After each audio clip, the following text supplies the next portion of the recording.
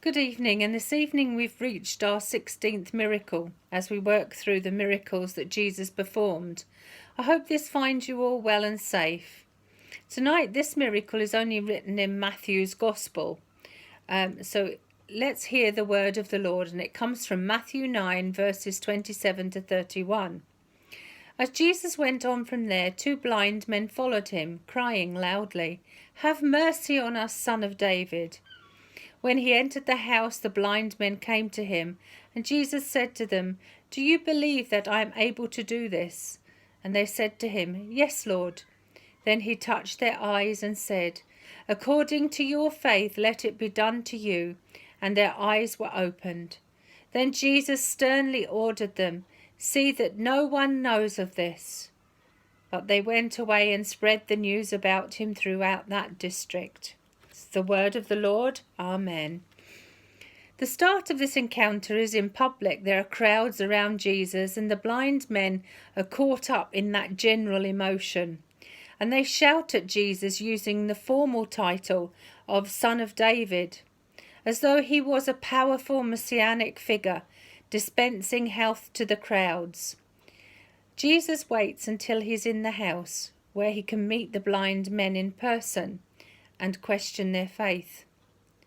In matters of faith, we are all blind in some way, but if we allow Jesus to touch our hearts, he will help us see more clearly the path we should follow. The blind men had faith in Jesus' power of healing. Do you ever experience that inner healing power of God? The blind men remind us of the need to be persistent in our prayers. Is what we ask God for now in our minds during the day? Do we look with expectation and hope to see how God is answering us? If we don't, what might our lack of perseverance say? We should give thanks to God for those times when our eyes have been opened and ask God to lead us to appreciate truth. Do you, now a little test, I want you to get 2 pieces of bread, some butter and jam, with a plate and a knife. Put them on the table. Now close your eyes and make a jam sandwich without looking. Imagine trying to do everything in your life without sight. Now imagine if you have been blind from birth and have heard sighted people talking about God's creation. As you've never seen colour, how could you imagine it? These 2 men were desperate to see what those around them saw. How often do we have challenges in life? And what is the one thing we forget to do? Pray and ask God's guidance. This is again another miracle that is looking at the strength of faith. How many people today don't have that formidable faith to believe that miracles can happen? If you think of it, miracles are happening every day. The sun rises and sets. We have food on our table. We have the love of our nearest and dearest. Surviving the coronavirus against the odds. Officially, blind means that my eyes cannot see. For a blind man to see, I must use other parts of me. The eyes of my ears see the sounds of the day. The eyes of my nose see the fresh mown hay.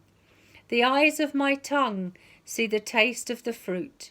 The eyes of my fingers see the feel of my suit. When the lights go out, I'm the one that can see. The blind leading the one-eyed is the history of history. Let us unite our hearts and minds in prayer, and I use the words from Be Thou My Vision. Be Thou my vision, O Lord of my heart. Naught be aught else to me save that Thou art. Thou my best thought by day or by night. Waking or sleeping, Thy presence my light. Be Thou my wisdom and Thou my true word. I ever with Thee and Thou with me, Lord.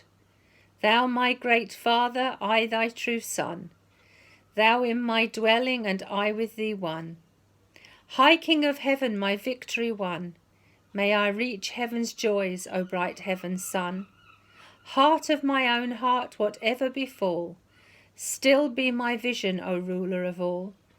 Thou and thou only, first in my heart, High King of heaven, my treasure thou art. Amen, and stay safe.